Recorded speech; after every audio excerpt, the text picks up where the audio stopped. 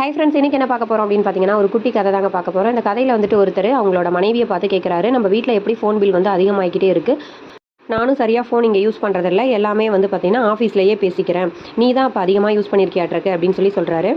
அதுக்கு அந்த மனைவியும் சொல்கிறாங்க, இல்லை நான்லாம் வீட்டில் ஃபோன் பேசுகிறதே இல்லை, நானும் ஆஃபீஸ்லேயே ஃபோன் இருக்குது, அதையே யூஸ் பண்ணிக்கிறேன் அப்படின்னு சொல்கிறாங்க.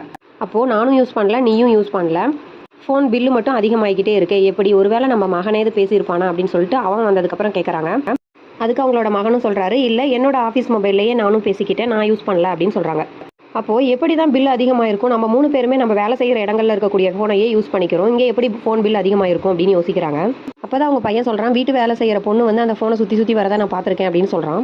அந்த பொண்ணை கூப்பிட்டு கேட்குறாங்க. அதுக்கு அந்த பொண்ணு சொல்கிறாங்க, நானும் என்னோட வேலை செய்கிற இடத்துல இருக்கக்கூடிய ஃபோனை பயன்படுத்திட்டு இருக்கேன் அப்படின்னு. அதை கேட்ட இவங்க எல்லாருக்கும் ஒரே ஷாக்கிங்காக இருந்தது. கரெக்டு தானங்க, சொல்ல போனால் உங்களுக்கு வந்தால் ரத்தம், எங்களுக்கு வந்தால் தக்காளி சட்னிங்கிற மாதிரி இருக்குது. இந்த கதை கேட்கும்போது உங்களுக்கு என்ன தோணுச்சு அப்படிங்கிறத கமெண்ட் பண்ணுங்கள். பிடிச்சிருந்தா லைக் பண்ணுங்கள். தேங்க்யூ.